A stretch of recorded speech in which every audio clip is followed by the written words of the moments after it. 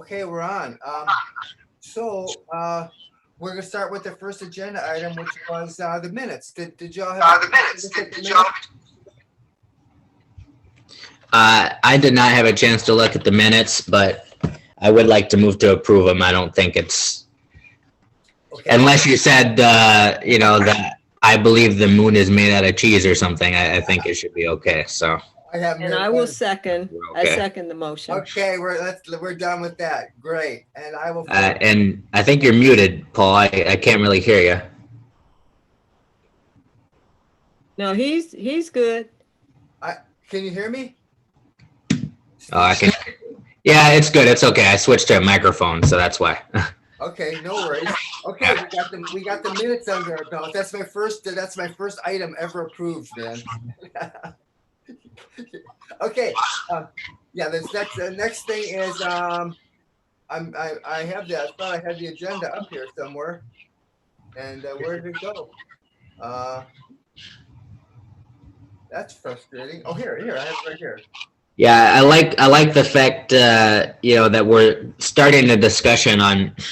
I'm not looking at the agenda, but I like the fact that Deborah did talk about kind of outside resources as far as consulting out for the survey.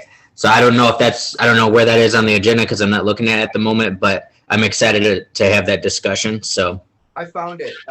So the second item was discussion of options for getting professional assistance with the community survey and what we would need to do to release a bid.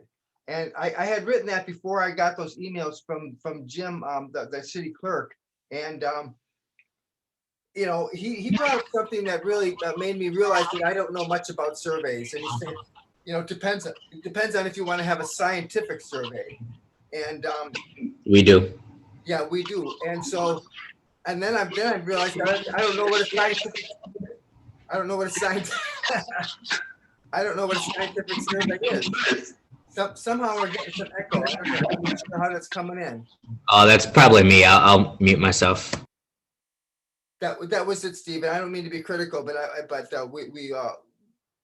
anyways, so I start off by asking. I made a mistake of contacting the city of Milwaukee procurement office, which is part of the Department of Administration, I think, under Ronnie Kelsey. And we hooked up with Delisha Moore, and she said, "Well, wait a minute, your committee is under the city clerk's office." So then I contacted Jim Osarski in the city clerk's office and said, "Jim, what can you do for us? Can you help us out with some resources for this?" And he said, "Well, depends on what you want. If you want a scientific survey, that's out of our ballpark. That's out of our league." And so I think if we were to back off of that, we could possibly get some consulting from them, and we still may be able to get some advice from them about survey questions. I'm sure we could lean on them a little bit, but Steve, you just confirmed that you want and Deborah, do you agree that we need a scientific survey? Well, I don't know if I would term it scientific, but I think Steve and I are probably saying the same thing. We want a survey that will withstand scrutiny from the press, from the scholarly academic world, from different groups like that. And so, yes. Right. I hear you. I have an idea in that regard. Go ahead, man. Yeah, I would say preferably we stay away from anyone who might be a party to this situation. So preferably we stay away from the city of Milwaukee, or kind of doing it ourselves and have maybe a third party, the consultant word might be, or something like the Wisconsin Policy Forum was an idea that I had in mind. Someplace where it's more of kind of an independent, agency that's conducting the survey, kind of optioning it out, and we can make some phone calls about that, or it could be even a polling firm, more of an independent polling firm. But I'm not sure. We want to be sure that we're not like, for example, contacting the Democratic Party of Wisconsin to do a poll for us. That would be a little bit, but something that's more like considered more of a neutral, either polling firm or policy-oriented agency. And with that, I'm just going to allow you, Mr. Chairman, to address Asia's question in the chat. Okay. I was just agreeing with Stephen. Either Wisconsin Policy Forum or Data You Can Use were the two big ones that came to my mind. I never heard of Data That You Can Use. That's the name of a survey company, a consultant? Yes, they're a consulting company. I know they do surveys and data collection and things like that. So they help organizations put together surveys as well as implement strategies as far as how to get those surveys out to people and get them to take it. Nice. Now, did you see that that response from Jim Osarski about the Wisconsin Policy Forum? He said that the last time that they worked with them, it took 6 months notice and about $30,000 cost, if my memory serves correctly. Did you happen to see that email from Jim that I was forwarding around? Yeah, I saw some of that. And I guess while I won't speak directly to that, I would say I actually used to be on the board of Data You Can Use. Katie Pritchard is the CEO of that organization. They do great work. She was in a community-based research project with me that led to my dissertation. So I have great respect for her. I have great respect for the Policy Forum. But having said that, I'm hoping that we don't feel like we have to be so mainstream that we don't invite others into this. I think and even if, for instance, Data You Can Use or another group gets it, I would encourage them, and I think Katie does this to some extent, have a diverse group of staff and researchers, because my concern is too often when we're doing research or when we're providing services to communities of color, the organizations that come in to do the work are not representative of communities of color. And so if this survey is really about wanting to hear the voices of the community, but in particular, the voices of people of color, I think we need to try to find groups that have some of that representation in them. Now, I can say I have no interest at all in being a part of that group. So when Stephen says making sure we have arm's length, I totally agree. I think for any of us to be too close to that creates a conflict of interest and a problem. I do know that I've worked with Dr. David Pate, who's the chairman of the social work department of UWM, and he has a national reputation. He, I don't think, would say that he's heavy in a survey background, but he does have students who might be interested. One of his students is a doctoral candidate, Nicole Robinson, who I believe is greatly involved in the American Evaluation Association. That national association actually has classes on survey development. We might want to just make sure, not that we're promising anybody anything, that we have a group of, when we put out that RFP, that perhaps we connect with or make sure Data You Can Use, Policy Forum, Dr. Pate, if you want him to circulate it among his students, Nicole Robinson, if you want her to circulate it among the members of the evaluation group, so that we try to get a cross section, a representative group to bid on this, and then you go with whoever you think is the best. Great. Steve, Asia, any other comments on that? I actually do. Deborah just mentioned a bidding idea. I think that might be something that's fascinating to bring to the Community Collaborative Commission as a whole, as an idea to generate some buzz, and also talking to maybe Amy Order about it, as a way of like, hey, let's make this into a big thing. We can get some public media attention on it. You know, hopefully we can have a bidding war where, where it can be public and different people or different organizations can compete in a meeting over who's gonna do the survey and make it kind of into kind of a big public buzz where in the lead up to the survey actually being written, and maybe having some media profiles. And obviously the idea would be to have a survey that's low cost but also quality, and that way, in terms of scrutiny, there's going to be a public discussion of the survey, perhaps the questions, perhaps not, but the survey and how it's going to procedurally be conducted in a fair and responsible way. And I think just having some media buzz surrounding the survey, leading up to the survey, I think it'd be interesting. I think it'd be really cool to get people engaged and, have some, TV talking about it, other social media. So yeah, I like that idea. You may want to, though, involve Rhonda Kelsey, if she's still the procurement director for the city, to make sure that whatever we do, especially if we're doing anything public, that we're doing it according to the standard procurement process, so we don't create a problem for ourselves.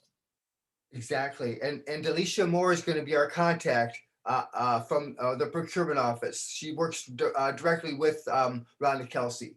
So Great. we have a good contact there. And she pushed back and said, go through your, since the Community Collaborative Committee is under the auspices of the city clerk's office, she said, well, go through them. So we'll have to work at the process through Jim Osarski, and he can provide that initial filter on what we're producing, and then if it looks good, then we go to Delisha Moore, Miss Moore, and she has to be kept in the loop.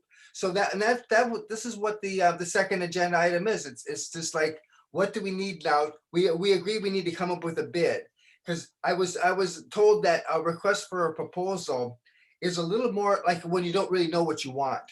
You kind of have like an open-ended thing. You're not really sure what you want, but I think we know that we're charged with doing an annual survey. So we need like a sequential, I wrote it down here. We need like a sequential, what's the expression for it? I'm going to share my screen here in a second. A successive independent sample study. So that would mean it was every year. If you don't mind, I'm going to share my screen and show you what I've been looking at. And bear with me and let me know. Let me know if there's any issue seeing my screen. Can you see it?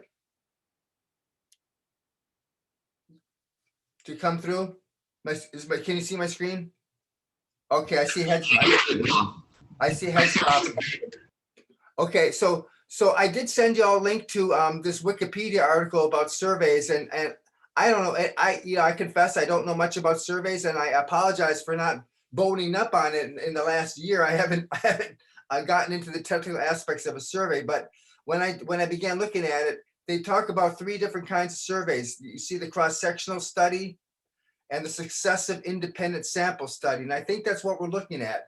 What I'm getting at is, what do we need now to put together the bid? So we would put a bid out for a successive independent sample study where you go to the same target population year after year. Let's see what it says. Study design can study changes. I'm not sure if you asked the same questions, but we're not doing a simple cross-sectional study where you just one and done. That's not what we're doing. We're doing an annual survey, and we're not doing a longitudinal study because we're not going to ask the same folks the same we're not going to talk to the same people unless you want to, but that's more complicated because you have to contact the same people year after year after year.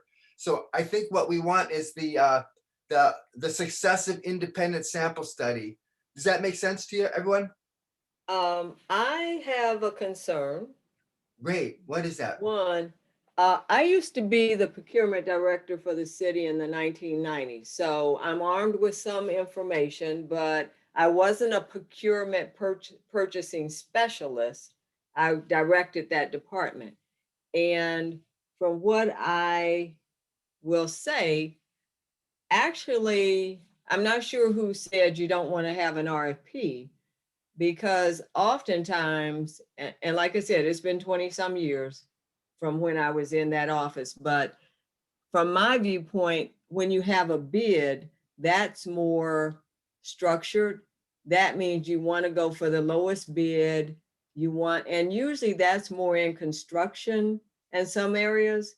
Oftentimes request for proposals is the tool you use when you want professional work done, when you want a consultant done.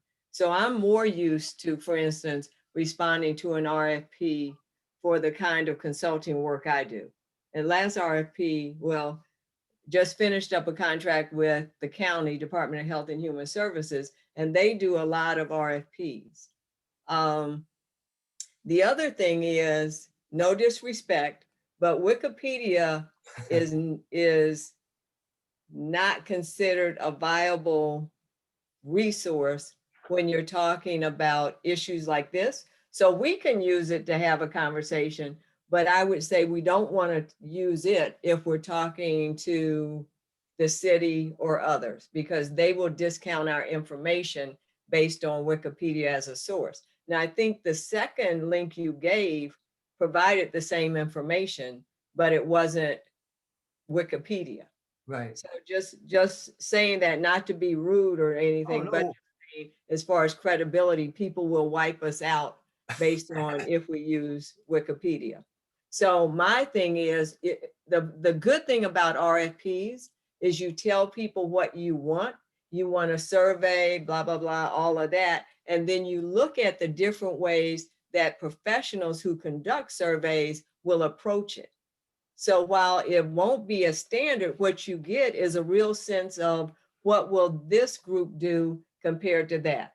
Now, I will tell you that some consultants, based on my experience with working with different ones of them, will do a minimum amount of work because they want you to have to come back to them for more. Okay, so you want to see who's going to give you the most for a reasonable price, who has a strategy. So that's why people, when they're dealing with professionals at times, go for an RFP, because you get to see what each one is going to bring. And then if you want a prom dress, that's not a good example. If you want a car built, someone may build it like a Ford, a Chevy, a Subaru, Cadillac, but you get to say, hey, I want the Chevy, So it gives you that ability to look through what you get to decide what best fits you as far as their scope of work, their strategy, and their price. Yeah, I mean, I would agree with what Deborah is saying. I mean, she mentioned a prom dress. It would almost be like, an RFP proposal would be trying on different dresses to see if they fit right, because they're going to be coming forward. Or let's not talk prom dress. I know it's that time of year, but we can talk, wedding dress or something. It's more that time of year. So if it's a wedding dress, trying on different wedding dresses to see which one fits right, which one looks right, which one we like, and everything like that. So, do you like the customer service? Do you like, all of that? Yeah. But what's unique here is, what's coming out of this committee is not a situation where we don't know what questions we want to do. It's a situation where basically we have everything set up. We for the most part, we're gonna take out duplicate questions, but for the most part, we know what questions we want to do. It's just stylistically the procedure of how it's done. And so with an RFP process, you can have 2 or 3 or 4 proposals, and they can give us some bullet points of, you know, how they're going to approach it, what the price point is going to be, so that we can kind of compare as a committee between quality versus quantity. We can compare, you know, the different price points and kind of have a holistic approach in terms of which we're going to go for. Because some people might have a price, some organizations might have a price point that's cheaper, but the quality of the sample might not be what we want, or how they logistically approach things might not be what we want, or some people might have a higher price point because they're doing all of these different cool, innovative tools or breakdowns in terms of the population that we're doing. And then also another thing to consider is a part of it would be the size of the population in comparison to the price point that we're looking at, because someone might have a lower price point and they're just, taking a sample size of 500 or 903 people or something, which is a lower price point. But, someone might have a higher price point and they're going to be, out there, interviewing 3,000 people, 5,000. So it's a difference. Right, and we also could think about, because I've worked with some partners. David Pate is great. I would work with him many times again. Others that I worked with, maybe not. And also part of it is, what is their customer service philosophy? For instance, do we want a survey consultant to do the survey, work with us to interpret it, and then appear with us at presentations? Do we want them to work with us to write a report? How much do we want from them? And then are they going to say, some might say they'll meet with us 3 times, or some might say they'll meet with us 10 or whatever. But what I'm trying to get at is, we want a group, I think, that is into providing customer service to us and support to us after the survey is done. Excellent. And to give us some reliable sense that their survey tool is a reliable, valid one that they can back up with confidence. So, Mr. Chairman, Paul, what I would request at this point, in the process, as we're leading up to this, we can come to further discussions in terms of, finalizing what questions we want. But at this point, what I would like to do is maybe reach out to Nate and request on the agenda a discussion of a request for proposal for our committee, and then also reach out to Amy Orta, who I think has the outreach committee, to start having some preliminary discussions about how we can kind of, I don't want to say advertise, but generate some media buzz behind presenting this bidding or request for proposal to the public, and kind of generating some public discussion about it. Okay, that's great. So you're saying that you would like to, on this committee, we should agree that we want to present the idea that we're going to do a request for proposal to Nate and the full commission, and to get their approval before we move forward on that. Did I hear you right? I didn't quite say it like that. Just present to the committee that we have a discussion about a request for proposal. I think your comment was actually thinking logistically ahead, which would be, I guess, the whole commission would probably have to agree to that. But, I would like to have kind of that discussion with the commission as a whole, to be about the idea that's coming out of this committee, because I think it's really fascinating. And then also start having some preliminary discussions about how we're going to logistically generate some media, how we're going to approach the media with this idea. And I think that by presenting it to the larger committee, it can get them plugged in, or not committee, presenting it to the whole commission, the CCC, will get them on board with the idea, get them in tune with kind of what the next steps are for us and how far we've come along.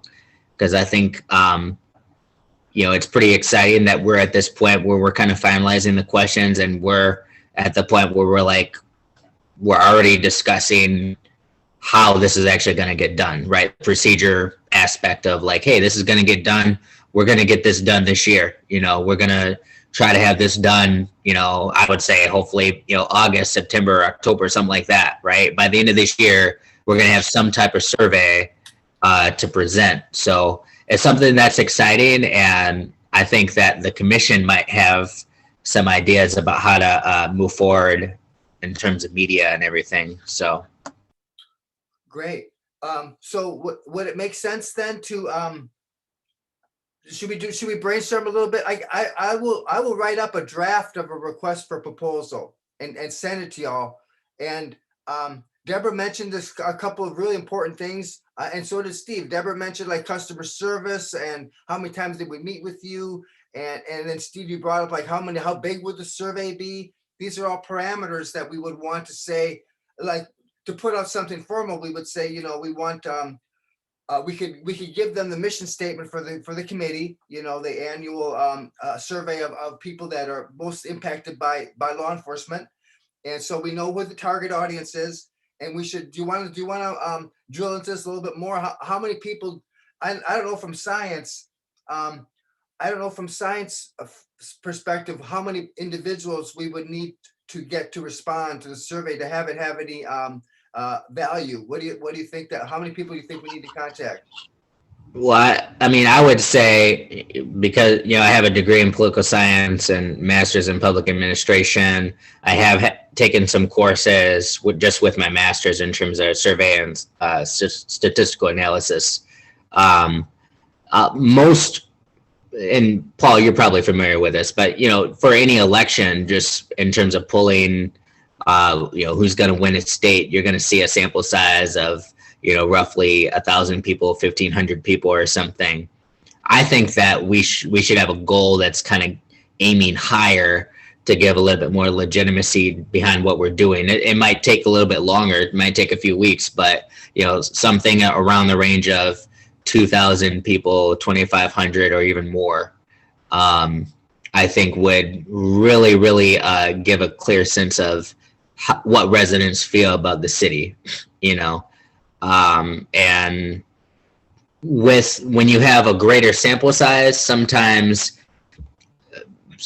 there can be less statistical anomalies. If you have a smaller sample size, sometimes there's more variancy in terms of how accurate the polling is, or how accurate the statistical sample is. So I think that by broadening this out, even if it goes to a little bit longer and later in the year, depending on how quick we can start this, by having something like 2,000, 3,000 that can really, really give some credibility and everything, I think that would be something that is beneficial. So that's the general number that I'm thinking of. Okay. And Deborah, go ahead, Deborah. I didn't have a comment on that. I would support what Stephen has said. I was just two comments. One, did you mention, is it Delisa Moore? Delisha Moore. You might want to check with her to see if the city has some boilerplate language that they use with RFPs that you could then insert into your draft. And the second thing is, they may have a list of consultants that they know can do this kind of work. I can develop a short list. I would take from what we've already said, the policy forum and data you can use.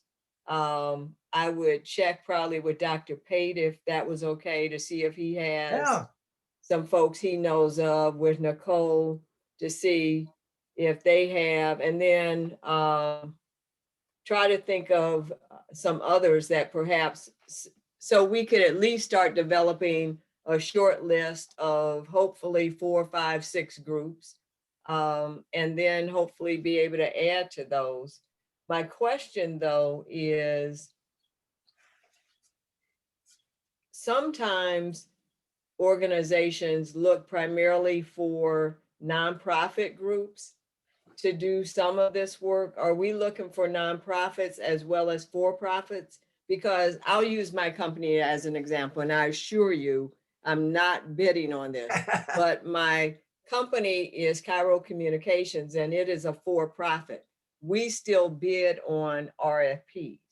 And so I guess what I'm trying to say is I wouldn't limit us just to nonprofits. I would open it up to for-profits and nonprofits and simply see what we get. Because there may be some, for instance, certified minority businesses or other businesses that might be in this kind of arena, you know.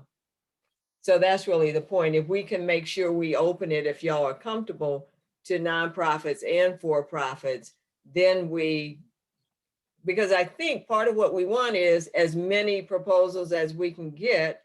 I think we're going to be at least some of the members of the review panel. And one of the things may want to think of, and I think this is where Stephen was mentioning earlier, we want to be able to review their written proposal, but we may also want to have them present to us so we can ask them questions, talk to them. And so it could be a 2-pronged evaluation process or decision-making process. Does that fit with what you were saying, Stephen? Yeah, I mean, that's exactly what I was envisioning, Paul. Like, what I was thinking of, Paul, is, we kind of present this idea to the CCC overall as, kind of pitching it to them as a public meeting, right? And then contacting Amy to maybe talk about some of the outreach logistics of making a big public meeting. It could be, flyers, it can be social media, whatever it may be, to kind of pitch this big meeting that's coming up when people are going to be making presentations on their RFPs. And then they'll also give their written proposals as well. And, I salute all of Deborah's suggestions in terms of trying to get as many different organizations or companies as possible into the process, perhaps with the help of our outreach team as well, and then kind of making a decision. But the idea would be creating media and creating buzz using media and using our connections within the city for a presentation type of meeting where we can invite as many people as possible to hear the RFP proposal presentations and then make a decision from there. And, to have the commission and I don't know, it could be everything, could be the whole gamut, could be Facebook, could be social media, could be flyers stapled into different restaurants in the community. Could be, going to different news organizations, could be maybe having a press conference announcing an RFP proposal, whatever it may be, or the whole gamut to really give more attention to the CCC and what we're doing, give more attention to the RFP process, as well as give more attention to the survey that's going to take place. With that said, Paul, I like editing and drafting things too. So, if you can keep in touch as well, as far as the RFP proposal and whatnot. So I welcome that. But yeah, I'm excited to hear that idea as well. So. Right on. I did talk to Delisha about this, and I must have done a bad job of explaining what we were trying to do. But she talked me out of the RFP and said, you just want to, if you know what you want, you write a bid, and then the bids are published on e-Notify to people that are looking for that type of work with the city. But what I'm hearing is that it's pretty clear that we should go back to a request for proposal.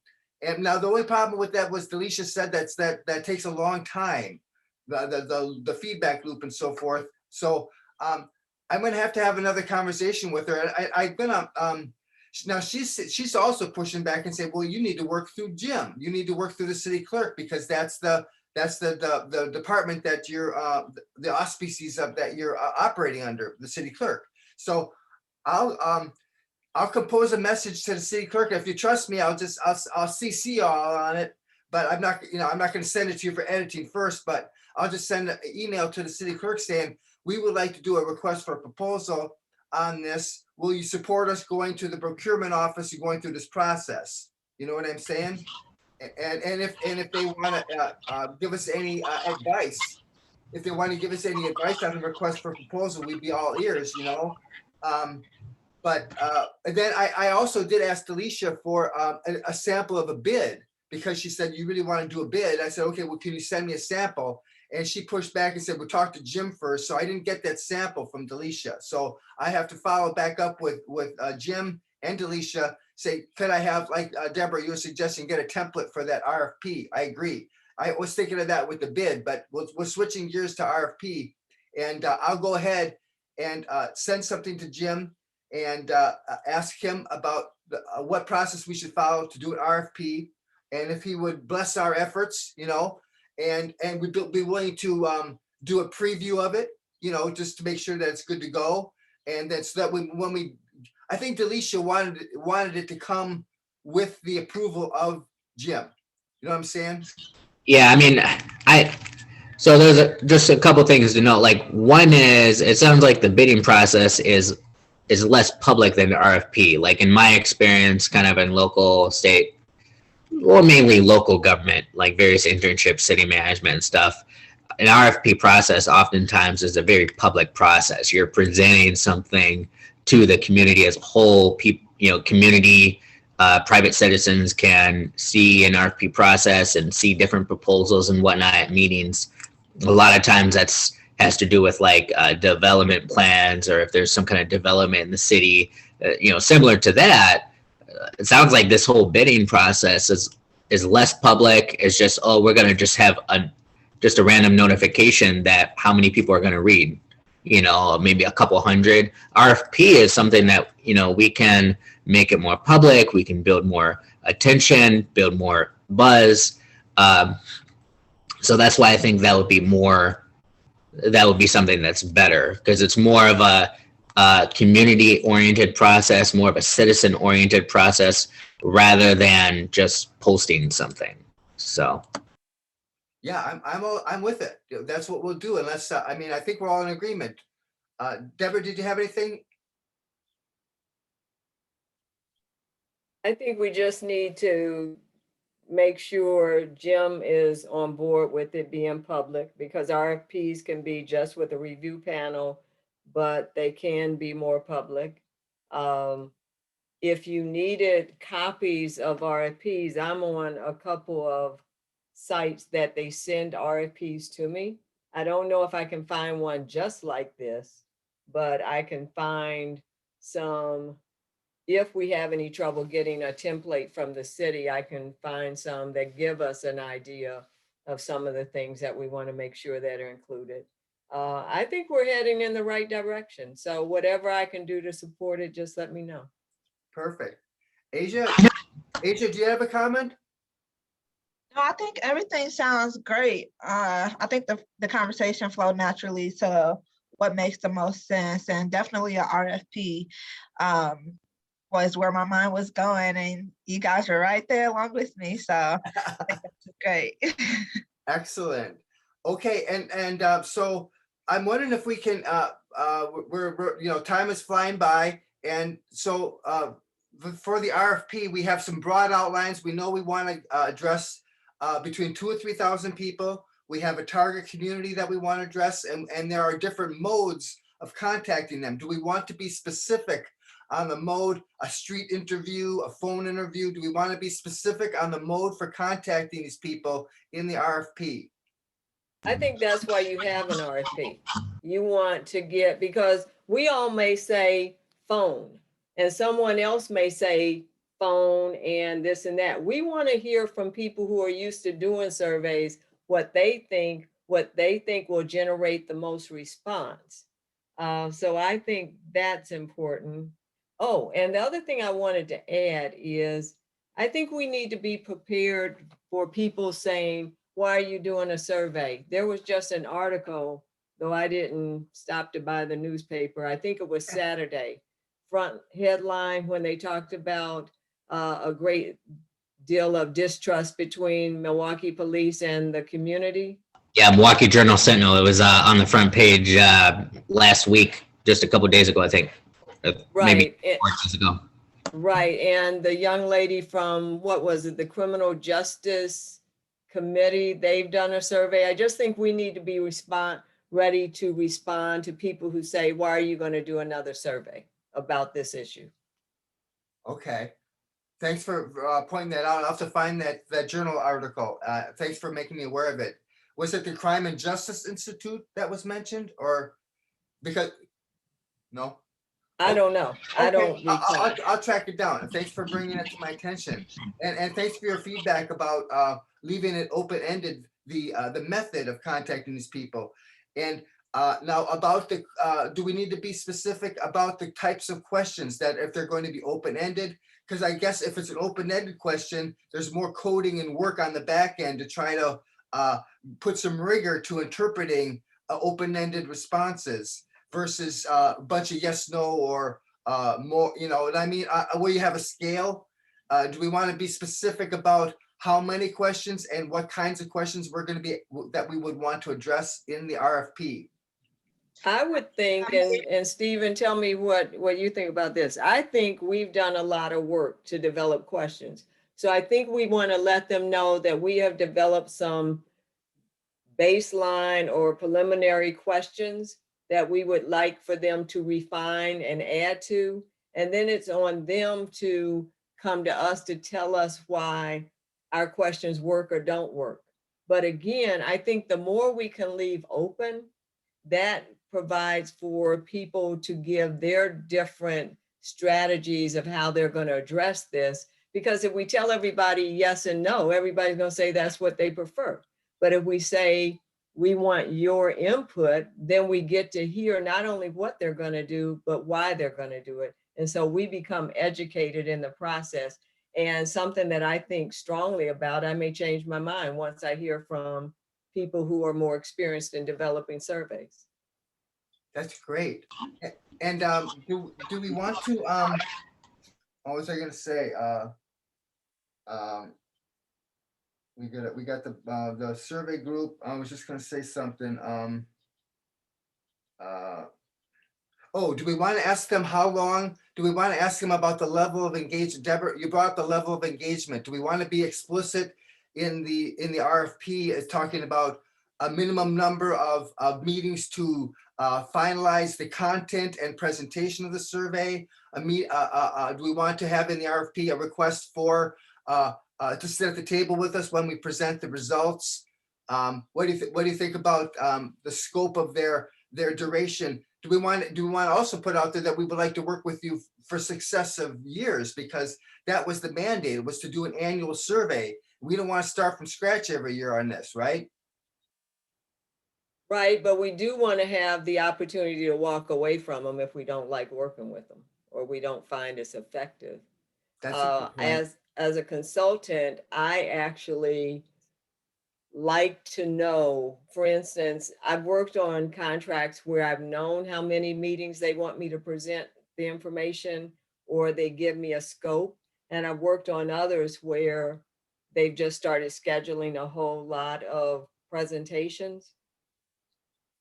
Some people will build into their price the knowledge of meetings.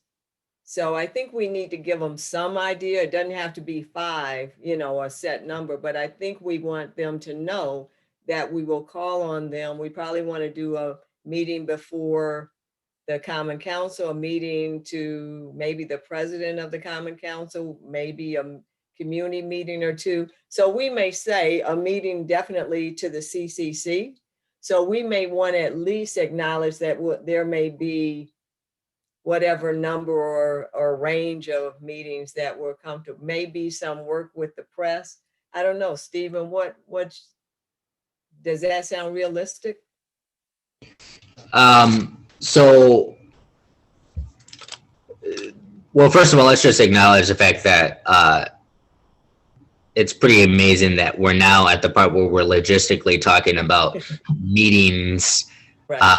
for the survey. So that's pretty exciting. I do agree with Deborah that, you know, adding something in the language of, you know, will be, you know, something about like giving a report to the CCC meeting, or, you know, something like, you know, adding them to the agenda, or maybe, you know, kind of like with the Crime and Justice Institute, which is doing some of the statistical stuff for the agreement.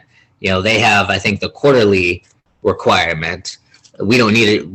Yeah, this is going to be shorter, so it's not going to be quarterly, but maybe having a monthly update or having a bi-weekly update in the form of some kind of report, however we want to kind of phrase it. But I do agree with the idea of giving them a general idea of when we want to report or when we want to, you know, meet with them to discuss things. But for me, the most important thing, you know, other than that, what's more important is giving them a sense of what we expect the end date to be. Because at this point, what we're talking about is, in my opinion, an unacceptable level of statistical anomalies when it comes to Black and brown people in our community being stopped and frisked. And what we're seeing, in my opinion, is a significant delay in action being done. And so I personally am not in the mood for having delays of, oh, okay, well, we're going to set up this survey and we'll get it done June next year. No. I want this done by the end of the year, something that like we can have a firm date of, you know, when we expect this to get done, kind of implanted in their minds when we're getting the request for a proposal, so that folks who are submitting their requests can say, by this date, this is what we can do for you. So that would be my hope, my expectation, and kind of a deadline to me is the most important question mark of things. So. Okay. Right. Go Yeah, ahead, Deborah. I would agree, but I don't know if it's, Stephen, if you're saying you want the whole survey done by the end of the year, and we're doing an RFP and we're doing a public review process, that could be pretty difficult for someone to adhere to. Yeah, I mean, we'll see what they're looking at as far as a timeline, but in my head, New Year's, I want to see something as far as data. So could they give a preliminary report by the end of the year and then let them tell us how long they think to get a final report, and then we can judge them partly based on that? I would suggest, as part of the request for a proposal process, we can highlight the fact that we want something done and that we're looking at how quickly the survey can get done, but then that can be a factor in our decision. In other words, you'll have several people, one person will say, we can get 500, a survey of 500 people done in a period of 2 months, right? And another proposal would be like, well, we can get a survey of 3,000 people in a period of 5 months, which might be a little bit, beyond the start of the year by the time they come to us. But, we can have that as a part of our assessment process.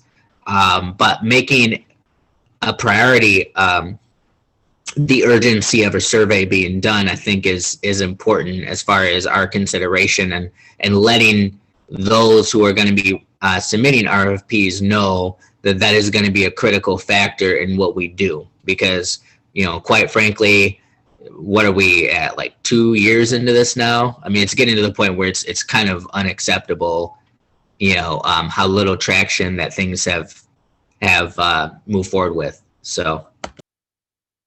Okay, should for the draft of the RFP, should I put in there that there will be a public screening of the candidates for the RFP, that's going to be, that they should be prepared to present what they can offer to the public? That should be in the RFP then, right? Yeah, most definitely. And we can even request with the CCC a preliminary date, just start having those discussions of, okay, we're gonna, we can preliminary have an RFP meeting by August 1st, say, or something like, or the week of the first week of August, right? And then start having discussions on the side with Amy Orta and the outreach team to say, hey, over the next month, what can we do to generate some media buzz and get people on the streets knowing about this process that's coming up? Okay, Right, right. the only thing, go the ahead. only thing I would strongly say is we need to check if Delisha, I'm not sure how on board Delisha is with this process, but just to check what parts might be considered confidential and what are public. And then we may want to, if we get 10 proposals, we may want to narrow it down to the top 3 to take public, so that we're not, if some just don't meet it, we don't want to take those necessarily to the public and then have the public lose interest. So maybe but we can figure that out as to how many we actually want to have present in a public forum. But we want to make sure with Delisha that, whatever we do as far as the public is within the city's parameters, their protocol. And I would just add one side note. I would prefer that we make sure that the questions are not public until later on in the process while this is, in other words, we don't want distraction of what the questions are and have it, public scrutiny about this question or that question. I just want, the question is a confidential thing until the survey is released, basically, is what I'm saying, because we want to be focused on the process of the survey, so. Steve, can you remind me what was your goal for August with with the commission? What did you have in mind for that August date with the commission? I'm just not sure if I'm on the same page. Yeah, no problem. So we discuss this at the next CCC meeting. And, obviously we'll present kind of a lot of our discussion, but the idea will be that we're going to gear up to an RFP, a public RFP forum in the first week of August, so that, we're moving to July here. So it would give us a month to set up a press conference, set up some media buzz, social media buzz, flyers on the street, flyers at coffee shops, so that, for that period of the month of July, we're generating enough buzz to try to get people to come to this meeting.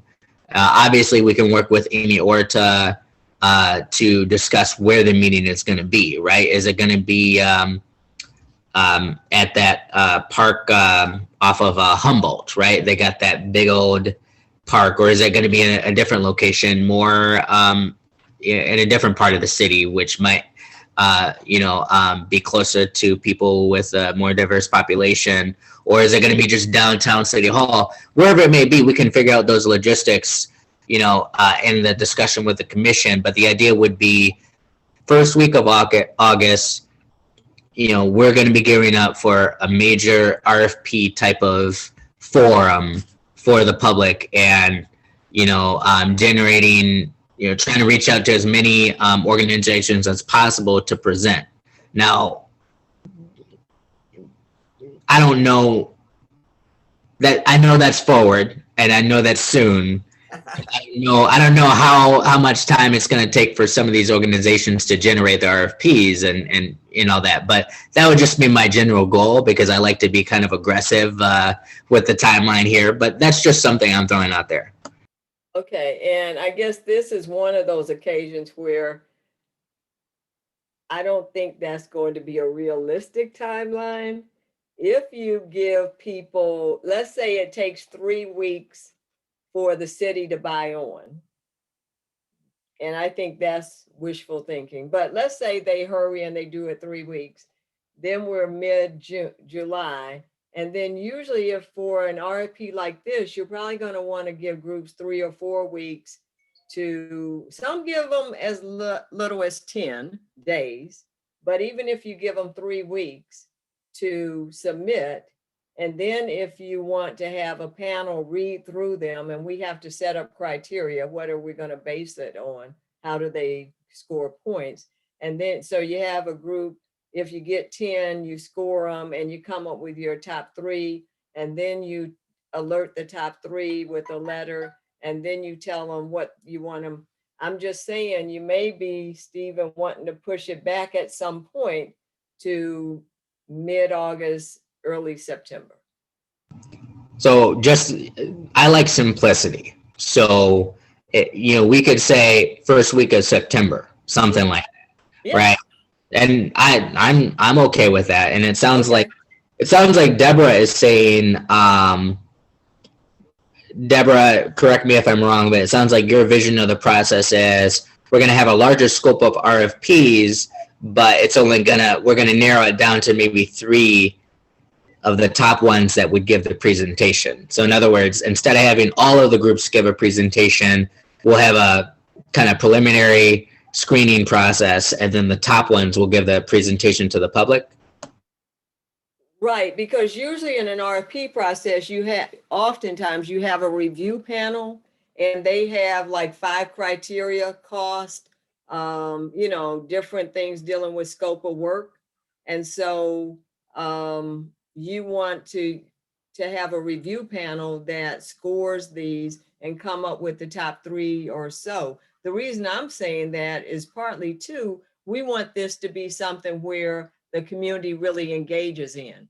And so if you tell every group they have 30 minutes to present, and people are sitting there for 5 hours listening to 10 people, and half of them are crummy, they're going to walk out. And so if I'm the last one presenting and mine is a fantastic proposal, they're not going to sit to hear mine.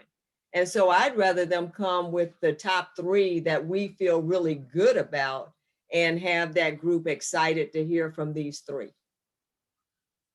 I really like that idea. And so Paul, Mr. Chairman, if you catch that, what we're looking at is by the next CCC meeting, kind of coming forward to the entire group with really 2 dates. One date will be kind of the preliminary screening date, and we can have the CCC pick who's going to be on that committee or commission or whatever. And then the second date, the big headliner date, is going to be the presentation date, where we're going to try to generate some, most likely like more media attention and buzz, hopefully around the first week of September for that. And that'll be kind of the big headliner date for like flyers and other types of things. So. And I am recording the meeting, so I'm not taking notes because I'm just going to go back and listen to it. So I'll be sure and catch everything that was all discussed. And we are kind of running out of time. And is there any? I had a couple. I don't think we want to start to drill into sifting through the questions right now. But I had a couple other agenda items, and I'm just going to throw them out at you and see if you would like to. I know we're at 7.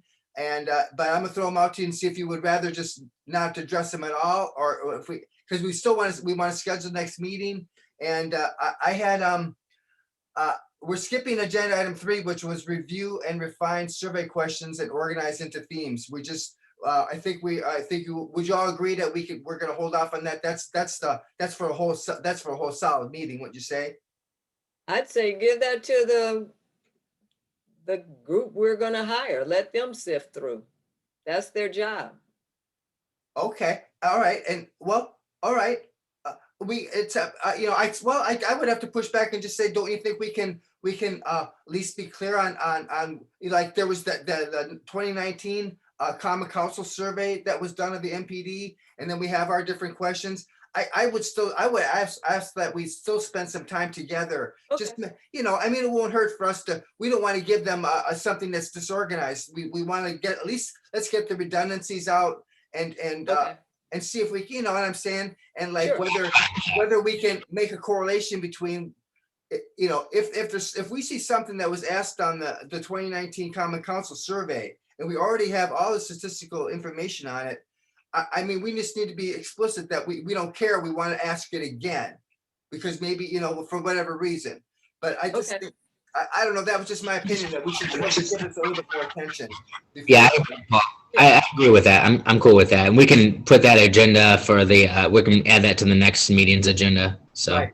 So then, you know, you all let me know if you want to spend some time on these next two items. I had item 4 was, you know, since we're the research team, I thought we could talk about discuss FPC policies and standards. Steve, I think can you mute? Thanks, bro. Number 4 was discuss FPC Fire and Police Commission Policies and Standards Committee meeting on July 29th. Specifically SOP 970 search warrants and standard operating instruction sensitive crimes division and doing some discussion of that and then making a recommendation. I would like to see the CCC policy committee chop this up a little bit and see if maybe that the CCC itself should make a recommendation on these 2 items. Do you all want to just talk about this for a minute? I have to actually go pretty soon. Okay. But I would probably recommend, you know, most of the stuff we can add it to the next agenda if it's something specific. Okay, gotcha. All right, then we're gonna cut. We're gonna stop now. Then my partner is here, and we're gonna be traveling together for some time, end of June, and then in early July. I'm not gonna be able to get together with y'all till like July 12th. That's a Monday. Is that gonna be acceptable? July 12th? At this time? Sounds Yeah, good. Yeah, that's fine with me. I just want to ask you quickly, Sure. the things that you said you were going to do with the RFP, are you going to have the time? Oh, yeah.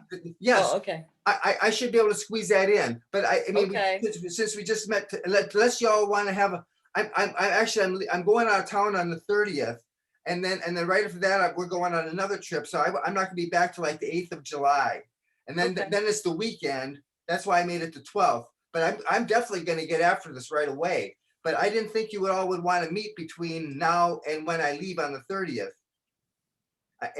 And the CCC is meeting on July 1st, and I'm gonna definitely be sitting in on that meeting, and I'll give an update for the committee when the chairman asks for it. But I didn't think I'd be able to get y'all together again, or it would be too fast to try to have you to get together for another meeting. Do you all want to try to get together again before the 12th?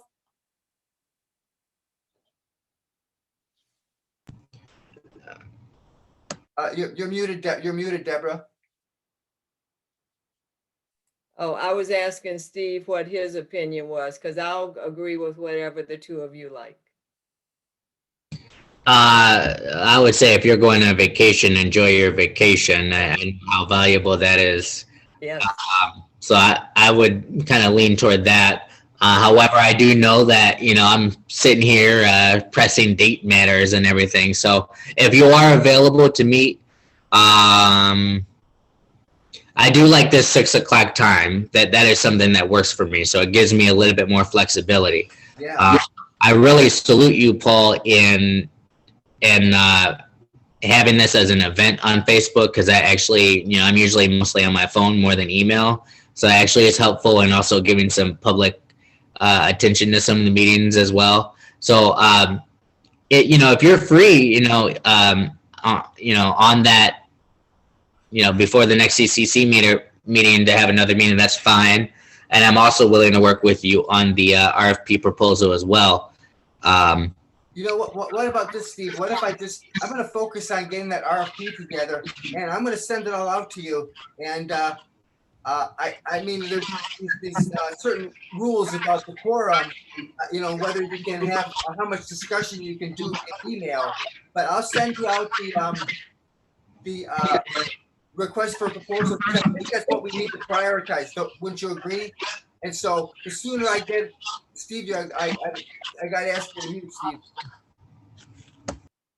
Thank you, bro.